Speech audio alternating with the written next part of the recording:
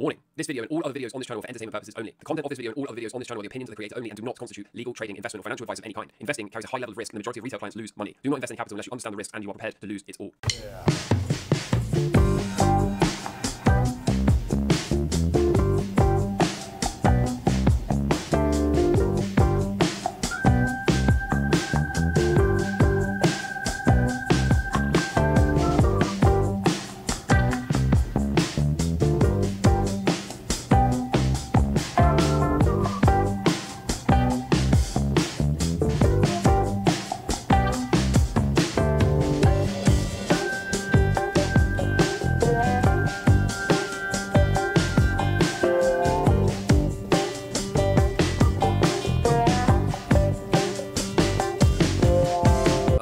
Right, hello and welcome to Camel Finance. I'm your boy Camel and this is your weekend's deep dive. So before we get into today, I have a quick announcement.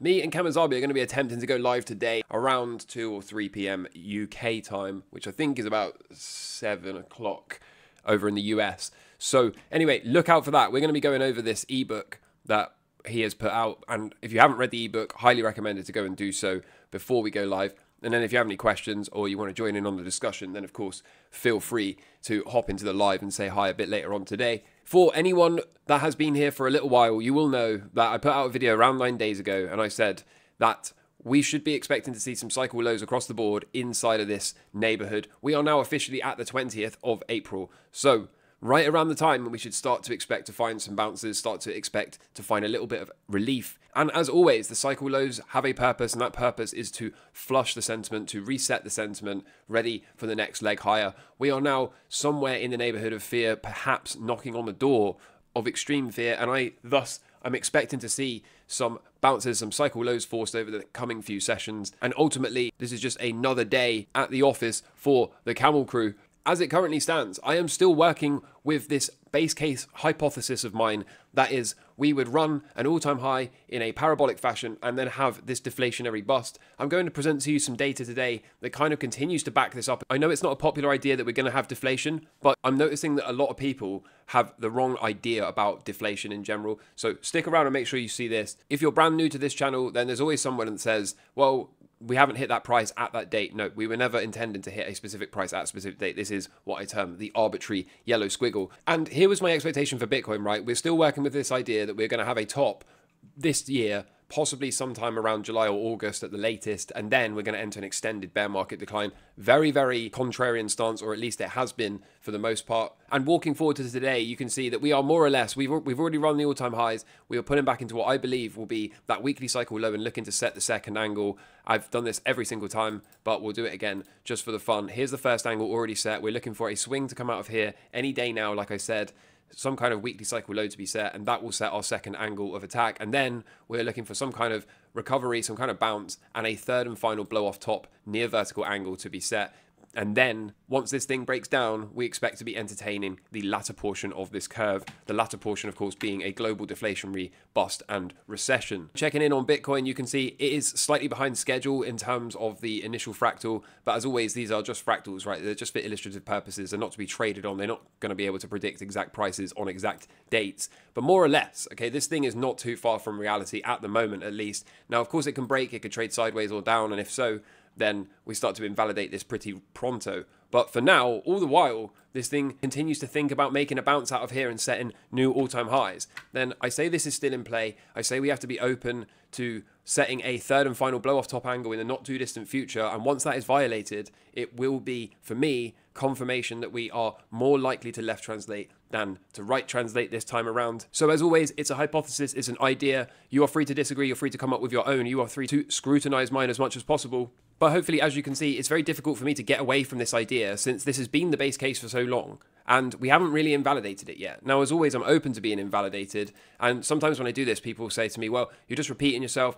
You're just blowing your own trumpet. That's not what it is. It's an idea. It's a framework. And I'm trying to stick with that idea and stick within that framework until the market proves me wrong. Okay, the day that we do something like this or something like this, then I will be the first person to upload a video saying this is invalidated. And frankly, I'll be quite happy about that because I want a right translated cycle because they're much easier to deal with, as I've said over and over and over again. So for now, these ideas continue to be right until proven wrong. We continue to take things one day at a time. And of course, the big news for Bitcoin is that we have officially halved. And typically this gets people excited because what tends to happen thereafter are large increases in the price of Bitcoin. Since Bitcoin is officially halved, we now have an inflation rate, an annual inflation rate of around 0.8% for Bitcoin versus around 1.4% for gold. So we are almost twice as scarce, twice as hard as gold is. And that is, of course, a significant milestone that Bitcoin has achieved. For those of you wondering why the price hasn't really done anything, the answer is likely that it is derived entirely from liquidity. I appreciate this is a bit of a messy chart. A cleaner look for this chart is right here. The onset of a new liquidity cycle each time coincides with the parabolic bull runs that we see from Bitcoin. And this is why I've been making the case that it was actually never the halving. It's just the first two halvings happened to occur right around the onset of a new liquidity cycle. And so speaking of liquidity, something we've been on top of, which I don't think many other people have, is this Operation Reverse Twist. This is buying the short end of the treasury market and selling the long-term government debt, such as the mortgage-backed securities. As it stands, they're now offering $500 billion at the short end. So this is going to take a bite out of what remains of the reverse repo, and it will offer liquidity in the short term, at least to a fragile market, right around the time, no less, that we are expecting to see some cycle lows coming across the board. And we currently have the highest short interest in the S&P 500 since October of 2023.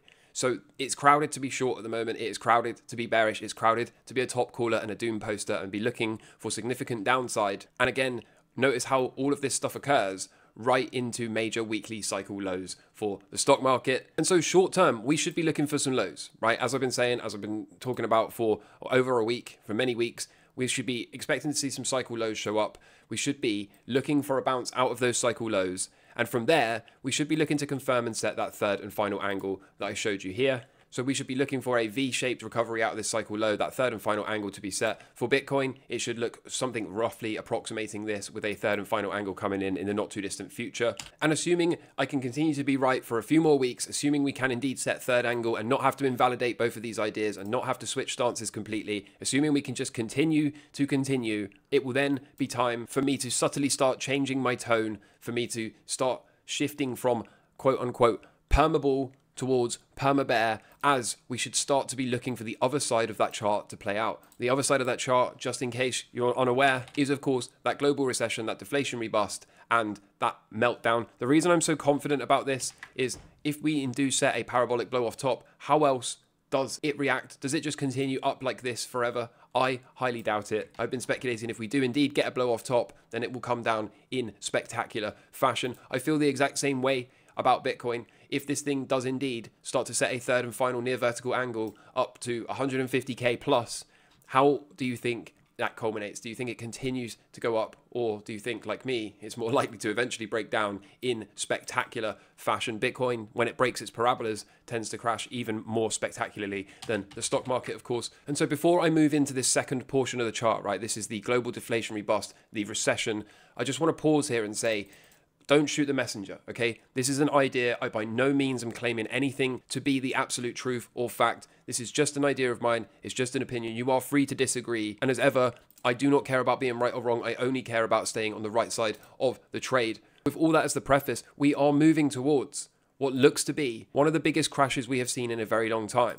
The corporate insiders are the most bearish they have been in well over a decade. And the data they keep feeding us pertaining to the labour market suggests that under the hood things aren't so bad. It suggests that the economy is strong, the labour market is strong. But when we dig a little bit deeper, we're seeing the SAM rule already triggered in Canada. We're seeing this real-time SAM recession rule indicator. If you don't know what this recession rule is defined as 3-month moving average of the national unemployment rate, U3, rising by 0.5 percentage points or more relative to its low during the prior 12 months. And as you can see, we are already starting to flash this recession indicator. So despite them keep greasing the numbers, despite them keep releasing jobs data and then revising it just a mere 2 weeks later on the quiet, under the hood, we are starting to see the labour market deteriorate against a backdrop of them continuing to present fudged and make-believe and Mickey Mouse data. We also have at least 20 states at the moment that have triggered a SAM recession rule. and I continue to expect this to continue. Many of you will have seen this chart. This is the M2 rate of change at the top and the US inflation rate. For a very long time, I was speculating that we would get a move down, a sideways wobble, and another leg to the downside. Anything you do to the M2 rate of change tends to show up in the CPI data with around a 19-month lag. So I was speculating that we have not yet seen this final leg down right here, and thus we would be seeing this manifest in the CPI in the not too distant future. We had been using Trueflation to track this. We had done well calling it down. We had seen the sideways wobble, and we're also starting to see the leg to the downside. That was until 2.5-ish months ago when the Fed changed the calculation for the CPI basket again. Trueflation completely broke. We had a massive divergence between the two. And since then, it seems like this is no longer a useful tool to be tracking inflation with. All of this has also caused a narrative of sticky inflation to proliferate, and a lot of people seem to be driven mad by the idea that we could still potentially see deflation. A lot of people are not even willing to entertain that, and they think that the only possible outcome here is a prolonged period of sticky inflation that ultimately continues to ramp up, as we know that eventually more printing is coming because fiat currency debasement is mathematically guaranteed, as there's no other way to service the debt. But to that I say, whilst I think it's important to be open to that, whilst that is currently my plan B option, whilst I am more than willing to pivot and adjust to that in a few months' time, if I am not right about deflation and if we haven't seen a blow-off top start to be set in the stock market and Bitcoin, the more I look around, the more I continue to find the idea of deflation the most compelling. I also want to point out that the people that are the most critical of deflation have only one argument, and that one argument is inflation is sticky. Look at the CPI data, it's not going down. You're not going to get a drop into deflation. Those same people tend to be arguing for a case that hyperinflation must be coming. But as you're going to see in just a minute, I don't think it is. Just before we get there, I want to point at this, okay? China is in deflation.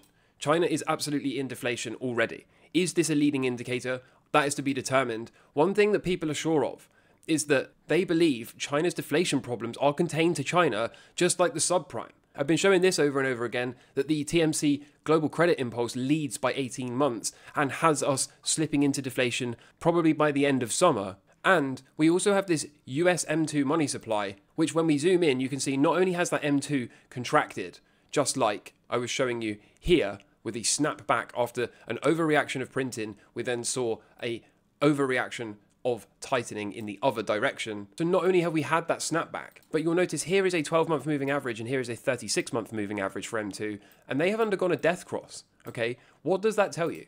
That tells us that we are going to see continuation to the downside.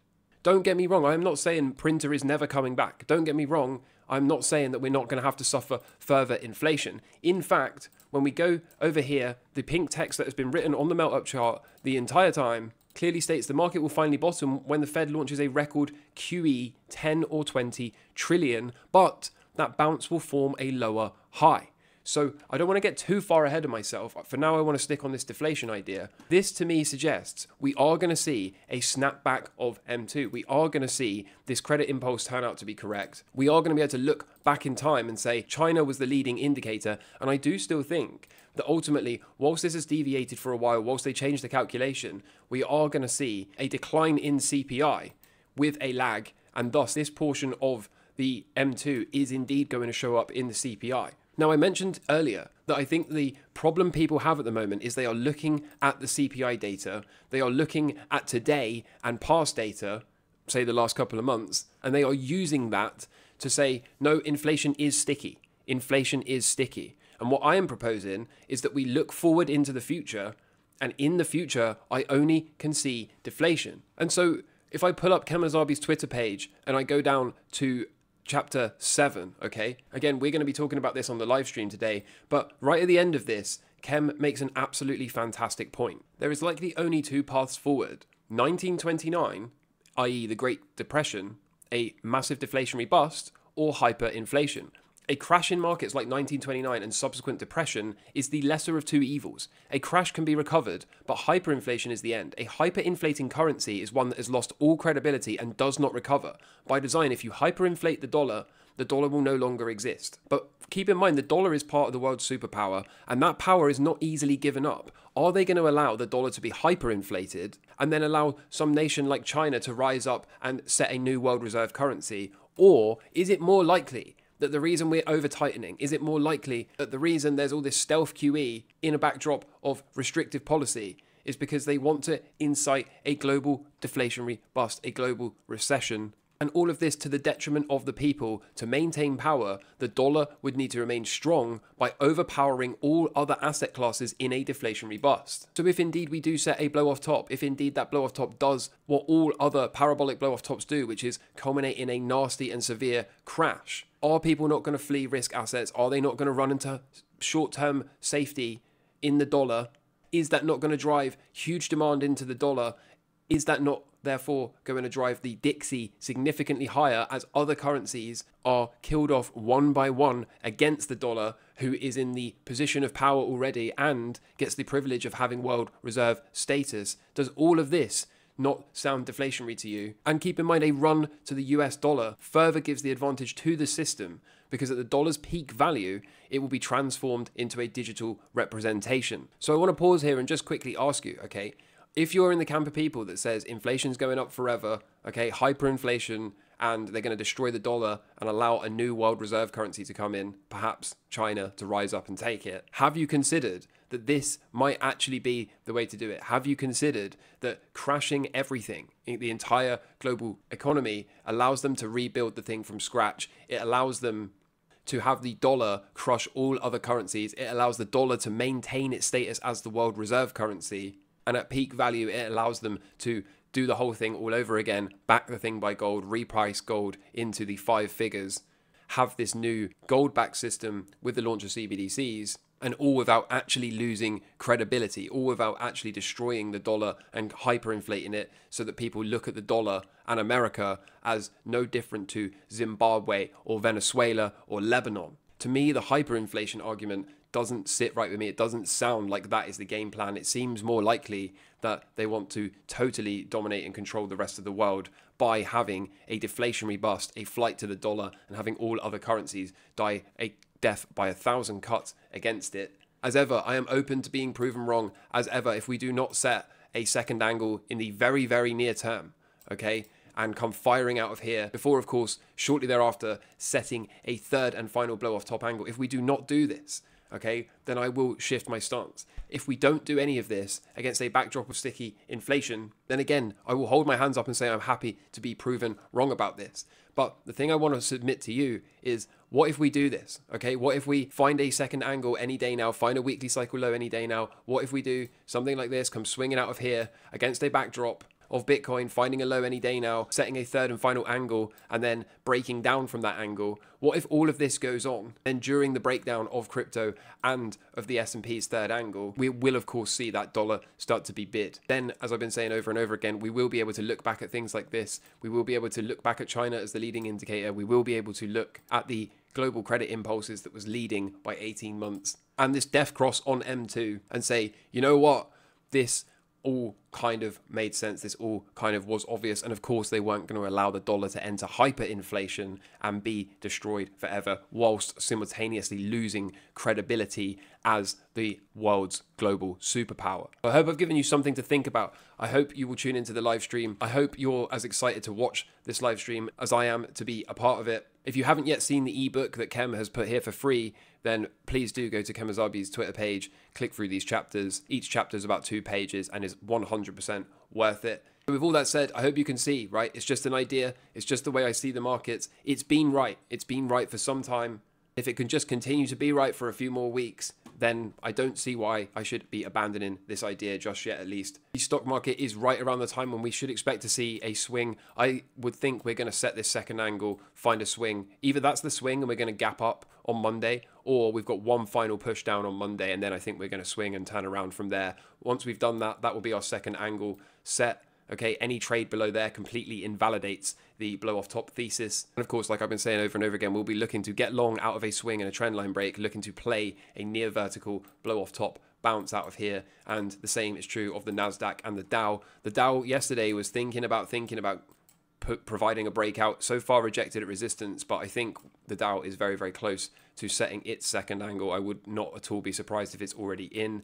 And again, I will be looking to get long out of here if I can get a breakout. The Russell 2K is still just about clinging on to its upward sloping support line. It's still just about retesting this whole box. I think I could probably widen this box to encompass these lows, something like this. And we could probably cheat that system just a little bit. But either way, you know, we're close enough to a cycle low that I'm definitely not going to be selling here. I'm looking for swing and reversals to come in, and then we're going to see this thing move significantly higher, in my humble opinion. So long and strong continue to push there. This is the only exposure I kept to the US stock market. Gold to me seems like it's thinking about confirming a sneaky day 20 cycle low. I still favor the idea. I'm still hoping to see one final undercut of that low from back on the 15th of April. If we can get that two drives pattern, something like this, that would be so easy to identify and trade out of. That's what I want to see. But, you know, if this thing is going to break out above the prior high from back here, then I am going to want to take some new positions and increase my exposure to the metals. I'm also going to want to move my stop up underneath probably this day 20 low, because we should not be trading below that at that point. The short on VNQ, the housing market, is still looking reasonable at the moment. So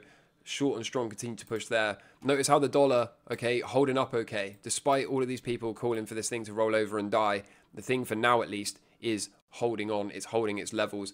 Nobody wants this more than me, okay? Nobody. This would make the blow off top so violent, so explosive. The left translated cycle in Bitcoin would be absolutely marvelous. But for me, I just don't see it. I think what we're watching is a function of all other currencies in the basket, like the euro and the GBP, dying that death by 1,000 cuts, as I said earlier. I think what we're watching is the birth of a new uptrend before ultimately will culminate in a global deflationary bust, as I've been saying, with this dollar bid all the way up to 140-ish and possibly beyond that. Bitcoin is still doing Bitcoin things, right? It is still more or less chopping around in the middle of this consolidation cycle. I see a lot of people calling for this thing to just come flying out of here now.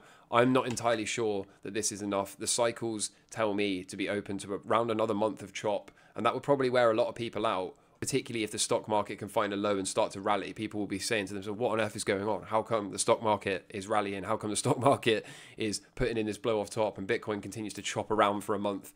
But that is just how I see it. That's just how the cycles are currently positioned. That's what the 60-day cycle low is currently telling me to expect from Bitcoin. But out of that cycle low, I do expect absolute bananas mode. So what a week, what a wild time to be alive. I hope I've given you some things to consider, particularly if you're in the camp of people that is 100% sure we're going to see hyperinflation. It's a really popular narrative out there. Hyperinflation of the dollar and Bitcoin to tens and tens and tens of millions of dollars per coin. But do you really think they're going to give up the power that easily? I'm not convinced. That's why I think the deflation is more likely. Like I've said a bunch of times, please do tune in to the live stream later with me and Camel. That is going to be alpha on alpha. I can assure you of that. If you're a level 3 member, look out for the members only video that I'm going to be uploading after this one. Everyone else, I hope you're doing fantastic in life. I hope you are happy, healthy and wealthy. And until next time, take care from me. All the best. Cheers. Bye.